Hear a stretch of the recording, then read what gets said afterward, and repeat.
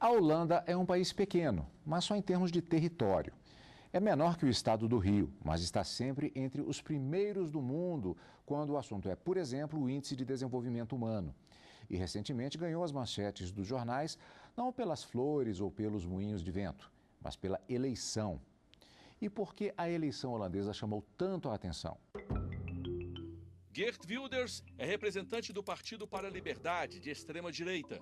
Durante a campanha, Wilders prometeu proibir a imigração de marroquinos, fechar todas as mesquitas e retirar a Holanda da União Europeia. O político não conseguiu se eleger, mas abocanhou 5 cadeiras a mais do parlamento em relação a 2012. A eleição holandesa é um termômetro para o restante do continente europeu. E uma vitória lá, da direita, poderia significar uma onda semelhante nos outros países. Alemanha e França têm candidatos com discursos semelhantes ao de Geert Wilders. E a eleição na França começou agora em abril e termina no mês que vem. Já a da Alemanha está marcada para setembro. Como vimos, o candidato da direita holandesa não ganhou, mas conseguiu aumentar o número de cadeiras do partido no parlamento.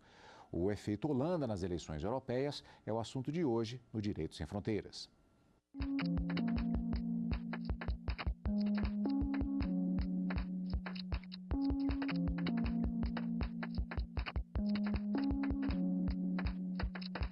A gente recebe aqui no estúdio do Direito Sem Fronteiras a advogada da União, Nereida de Lima del Águila, e o cientista político Pedro Augusto Ponce. Antes de mais nada, agradeço muito a ambos por virem aqui aos estúdios da TV Justiça para falar no Direito Sem Fronteiras a respeito desse tema, sobre o qual eu gostaria de começar fazendo uma pergunta específica.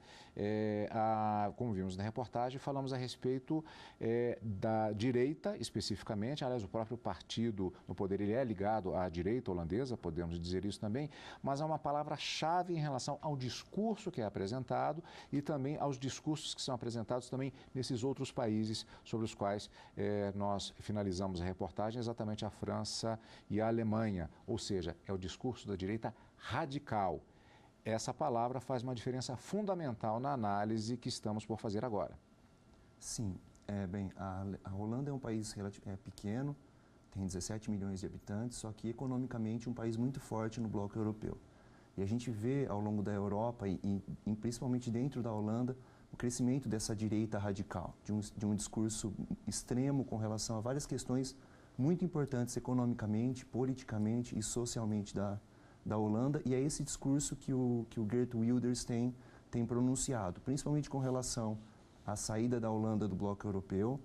Ele advoga dizendo que a União Europeia tem prejudicado a Holanda, e principalmente com relação ao discurso racista e extremista com relação aos muçulmanos na Holanda. Então, a gente tem 2 partidos de direita na Holanda, mas o partido do Wilders é um partido extremamente radical, uma direita radical. Só complementando, ele se caracteriza também pela oposição especificamente a 3 questões: a imigração, a integração e ao Islã. Então, se opõe a esses três fatores, que é o que o deixa, inclusive, mais à extrema-direita, né? Uma posição mais radical em relação aos demais. Isso caracteriza, tanto no caso específico da Holanda como também em outros países, em um discurso oportunista, o que torna a questão mais preocupante ainda? Bom, decorrente de questões atuais, várias questões, por exemplo, a guerra síria, né, em que existem vários refugiados tentando entrar no bloco europeu.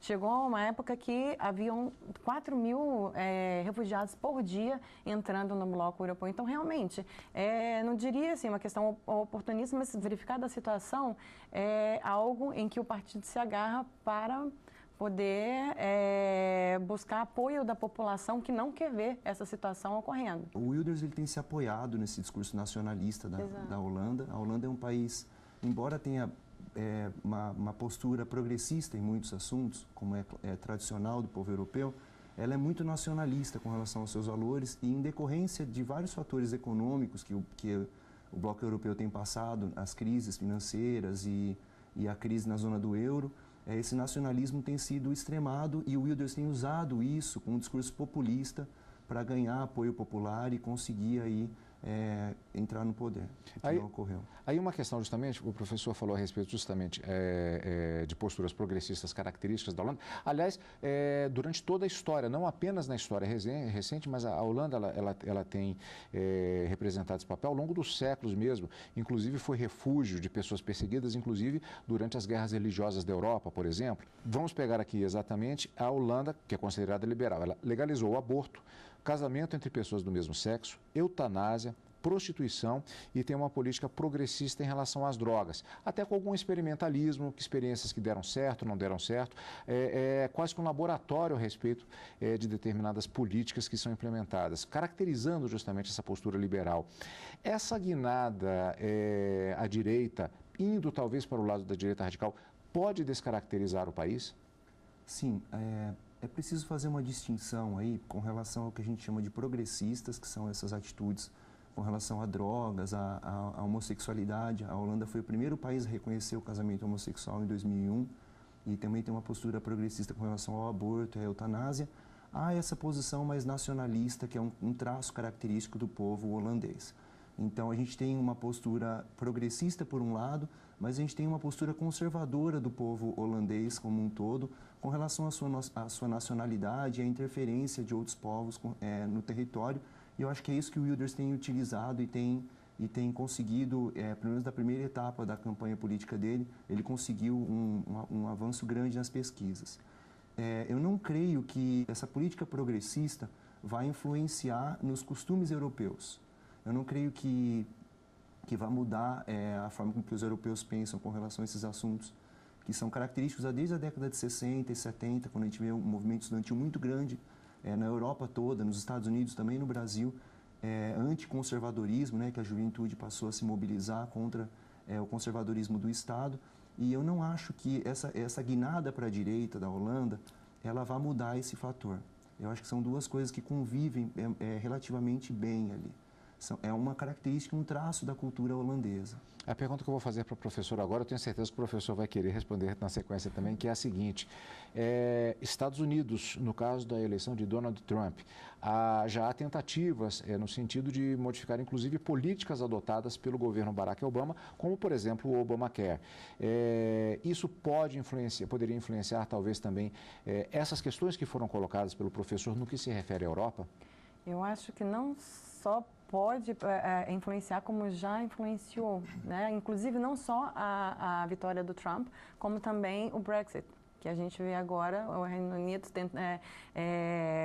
depois do apoio popular, né, buscando a saída do bloco europeu. Então, assim, são questões que realmente vão influenciar, estão influenciando não só a Holanda, como a Europa como um todo.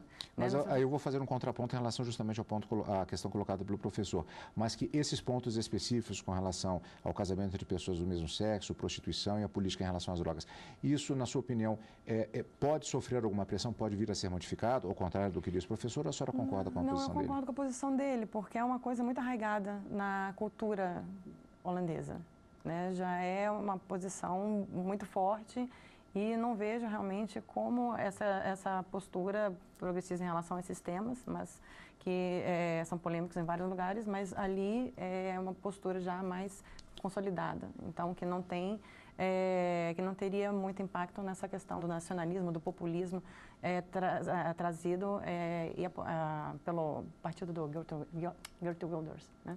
Esses nomes são complicados. São mesmo. Sim. Eu perguntei antes de gravarmos se a minha pronúncia estava correta. Exatamente, professor.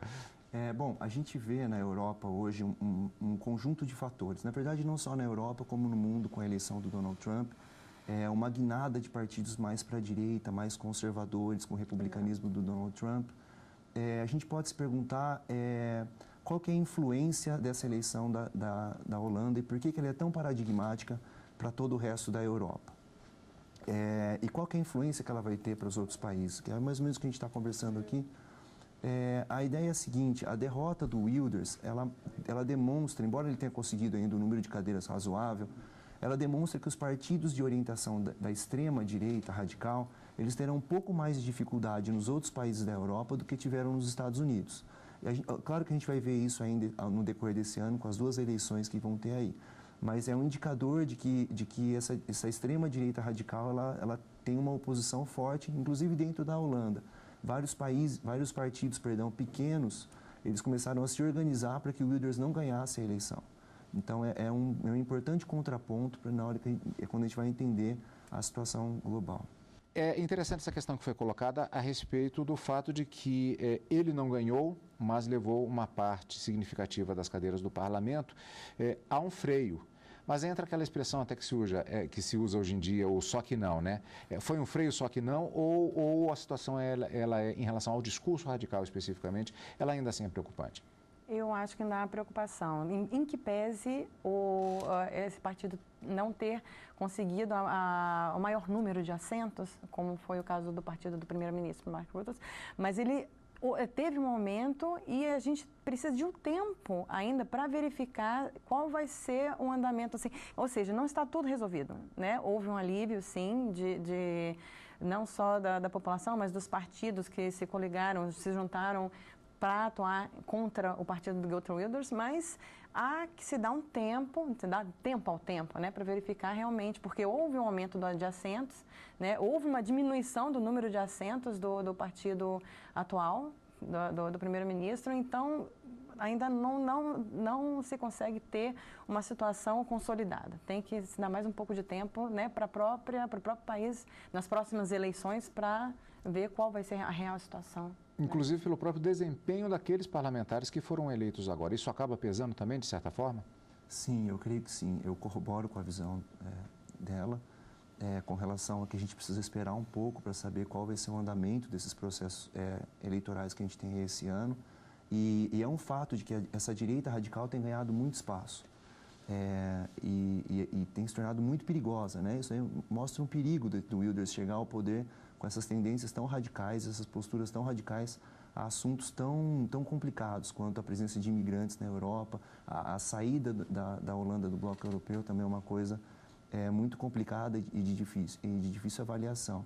Então, eu corroboro com a professora no sentido de que a gente tem que esperar um pouco para saber quais vão ser os resultados dos próximos processos eleitorais. Mas foi um alívio, de fato, o Wilders não ter ganho.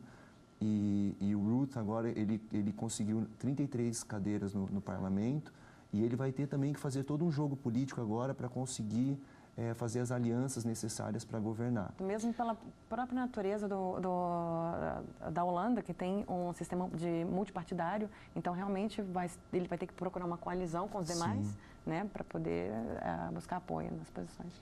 O primeiro bloco do Direito Sem Fronteiras ele vai ficando por aqui, mas a gente volta logo depois do intervalo. Aguarde aí.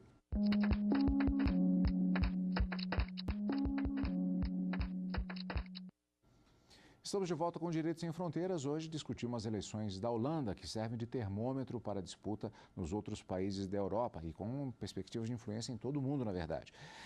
A economia holandesa, ela tem um vigor muito grande, tem um baixo índice de desemprego. Agora, houve cortes nas áreas de saúde e assistência social. Aliás, os mais atingidos com isso foram os idosos e as respectivas famílias de maneira geral. Esse tipo de situação também gera alguma insatisfação com a população, principalmente esses cortes? Sim. A questão econômica ela tem um fator muito grande na questão política, né? Ela influi na questão política. E tem sido uma preocupação recorrente na Holanda as crises sucessivas pela qual a Europa e a zona do euro têm passado e como que a Holanda tem reagido ao longo desses anos. 2011, 2012 ela passou por um período de recessão e a partir de 2013, comecinho de 2014, começou a apresentar sinais de crescimento de novo, crescendo a 1% ao ano, 1,9% chega em 2015 e 2016 continua crescendo. Então teve uma recuperação aí do PIB per capita que ainda é muito alto, mas, no entanto, teve um aumento significativo no número de desempregados. Isso fez com que o governo do Mark Rutte, em 2015, promovesse uma série de reformas para corte orçamentário. Então, uma reforma no sistema de aposentadoria, aumentando a idade mínima para se aposentar, uma reforma no sistema de saúde, mas ainda assim a Holanda tem apresentado índices de crescimento econômico. Embora a questão econômica apresente um fator importante na questão política, toda a discussão dessas últimas eleições legislativas, elas giraram mais em torno de outras questões, embora a questão econômica também estivesse presente, mas ela girou muito em torno das questões do nacionalismo holandês, a questão dos muçulmanos e principalmente a questão da saída da Holanda do bloco europeu ou da União Europeia. Esses temas, eles são resultado ou reflexo de uma série de fatores que a gente já vem conversando desde o primeiro bloco. Ou seja, as eleições do Donald Trump nos Estados Unidos, a saída do Reino Unido do bloco europeu também, que provocou esse sentimento de nacionalidade, de nacionalismo, e o Wilders, ele utilizou isso, ele fez uma proposta para que houvesse um referendo na Holanda, consultando para que saísse do bloco europeu. Ele não foi aprovado pelo parlamento, mas ainda assim é uma grande porcentagem da população que acha que deveria ter esse referendo popular.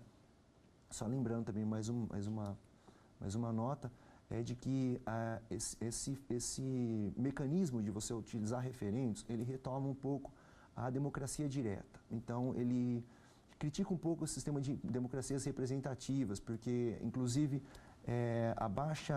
a queda do número de cadeiras do Partido Social Democrata representa um pouco um distanciamento dos representantes do seu eleitorado. Então, você fazer uso desse instrumento dos referendos retomaria um pouco esse discurso da importância de uma democracia mais direta. Tá? Então, eu acho que é uma conjunção de fatores. O fator econômico tem uma importância, só que também tem outros fatores em questão que configuram aí toda uma situação específica que a Holanda está passando. Uma questão levantada interessante que eu pergunto, e a professora falou antes a respeito do Brexit, a União Europeia em si, pelo que se vê, ela mesma fica ameaçada a partir desse debate, dessas eleições, inclusive por essa proposta da própria Holanda, embora não tenha sido aprovada? Eu acho que a ameaça real, por hora, não existe, mas é algo que, se os fatores continuarem se apresentando, pode ser que no futuro haja, sim, não só a Holanda ou outros países comecem a apresentar essa posição de querer, né, se retirar da União Europeia, ainda mais assim, com a possibilidade que foi instaurado pelo Tratado de Lisboa, no artigo 50, que permite essa retirada, essa saída voluntária e unilateral por parte de cada Estado-membro.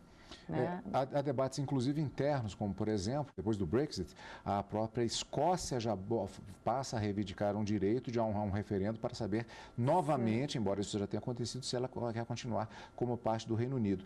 Isso pode levar também a um efeito dominó em relação a isso e também a outras situações, como, por exemplo, os bascos na Espanha e tantos outros povos que têm uma pauta, uma agenda de independência também internamente nos países. Será que nós podemos ver esse tipo de pauta também passar a se aquecer novamente? Eu acho que é uma tendência, justamente porque, como já há essa discussão interna muito forte dentro dessas localidades, então, se não há um entendimento único dos próprios governos, é uma tendência que eles busquem saídas, busquem formas de se adequar. Então, no caso da Escócia, futuramente querendo, pode sim, trazer um efeito dominó em relação não só a esses países, mas nas localidades que já têm essa ideia de independência mais consolidada. Vamos um pouquinho para o passado, o professor também acho que vai querer com certeza trabalhar essa questão na sequência, e faço até uma referência de cultura popular, na verdade, que é aquele argumento que foi apresentado que diz que quando se faz alguma comparação com relação à Segunda Guerra Mundial e à Alemanha nazista, na verdade a pessoa já perdeu os argumentos, mas a comparação acaba sendo inevitável. E eu insisto que estamos falando não do discurso direita-esquerda, mas do discurso radical, propriamente dito, que tem sido a marca apresentada nesses casos. O fantasma das eleições, por exemplo, na Alemanha mesmo, de 1933, novamente estamos falando da Alemanha agora em perspectiva de eleições também em setembro, de que levou exatamente naquela ocasião a ditadura nazista da Alemanha por meio de eleições. Esse fantasma ele está presente nesse debate também? Olha, é uma possibilidade, sim, porque a depender de para onde, né, para que lugar seguirá a posição, né, de cada nacionalidade, pode ser que tenha apoio. Justamente o populismo é isso, você ter o apoio da população, o partido de alguma forma, né, mostrar, olha, nós estamos assim, assim, assim, e buscar a população para um caminho de repente equivocado. né? Então, há esse perigo. Só lembrando que o que levou Hitler ao poder foi exatamente uma direita radical. Foi um discurso de direita radical. E o Wilders ele tem utilizado comparações, inclusive no discurso radical dele contra os muçulmanos, ele tem feito comparações com relação ao regime nazista, né? Falando que os muçulmanos e o Corão ele tem as mesmas características que o Mein Kampf do Hitler, o livro que o Hitler escreveu na cadeia. Então são comparações muito desagradáveis e muito incômodas, eu acho, para quem tem uma tendência mais liberal e tão menos radical. Esse crescimento dessa direita conservadora é um dado na Holanda. A gente não pode esquecer que o Wilders tem uma popularidade muito grande e tem redutos do eleitorado muito grandes na Holanda também, de pessoas que pensam como ele. Então ele tem utilizado desse discurso nacionalista para promover as suas ideias e tentar chegar no poder na Holanda. Exato. Só uma parte agora, a questão também que aconteceu, a crise Holanda-Turquia, né? Em que o Wilders também tentou se aproveitar dessa questão, né? Porque na Holanda são quase 17 milhões de habitantes, mas dentre os habitantes, 400 mil, pelo menos, tem essa origem turca. Então, com um incidente diplomático que houve, em que a Holanda, as autoridades holandesas não permitiram a entrada de 2 ministros turcos para que fizessem comícios em apoio ao presidente da Turquia, agora que também vai ter, né, que pretende apoio popular para permanecer no poder. Então, ele tentou se aproveitar realmente dessas questões, né, buscando apoio da população, falando, olha, né, questão de imigração, enfim, Islã, então ele tentou se aproveitar também. Sim, houve um debate muito acalorado entre o Mark Rutte e o Geert Wilders, em que essas questões foram colocadas, principalmente essa questão da Turquia, e o Wilders tem uma posição também extremamente radical com relação à postura que a Holanda deve tomar com relação à Turquia. Então, é um discurso de extrema-direita e ele tem essa tendência populista e as comparações com o regime nazista têm sido feitas aí por ele ao longo dessa campanha. Nós temos uma contraposição exatamente do discurso radical de direita e também o discurso do islamismo radical, como, por exemplo, o Estado Islâmico. Não houve nenhuma tendência, não se manifestou até agora, nenhuma tendência de radicalização do discurso, e repito na palavra radical, à esquerda. Por que isso não acontece? Bem, a esquerda, se tem algum perdedor nesse processo eleitoral, dessas eleições legislativas, foi o Partido Social Democrata de centro-esquerda, né, que tinha 38 cadeiras no parlamento e caiu para 9. Então é uma redução muito acentuada no número de cadeiras dessa tendência mais de centro-esquerda, né? Lembrando que a gente tem 2 partidos de direita concorrendo na Holanda. Então são partidos com orientação conservadora por natureza, embora a Holanda tenha uma tendência progressista com relação a várias questões complicadas e paradigmáticas. Mas a gente tem uma redução muito acentuada do discurso da esquerda no parlamento, uma redução de cadeiras muito grande. Esse é mais um fator para todo esse complexo de situação que a Holanda está passando e que aponta o quão paradigmática é essa eleição para a Holanda e como que ela é um termômetro para o que vai ocorrer nos outros países, né? Então, o Wilders ele perdeu e o Rutte falou que ele conseguiu barrar a primavera patriótica que o Wilders tanto falava. Porque o Wilders ele queria se aproveitar de uma situação do Brexit e do Trump e queria dar continuidade a isso, desligando a Holanda da União Europeia, e o Rutte conseguiu parar esse processo. Bom, vamos continuar acompanhando, portanto, com toda a expectativa que existe em relação ao desempenho político desse quadro que se manifesta na Holanda e das influências, não apenas nessas eleições que se avizinham agora, também na União Europeia, sobre as quais nós nos aprofundamos um pouco mais no programa de hoje, mas também em todo o mundo. A expectativa sempre é essa, em situações como essa. E vamos nos tornando testemunhas da história. Queria agradecer muito a participação de ambos. O Direito Sem Fronteiras vai terminando por aqui. Agradecemos mais uma vez à advogada da União, Nereida de Lima Del Águila, e ao cientista político Pedro Augusto Ponce. Muito obrigado pela presença de ambos. Este programa pode ser revisto pela internet. O nosso site é tvjustiça.jus.br e você pode mandar uma mensagem para a gente. O endereço é direitosemfronteiras@stf.jus.br. Até a próxima!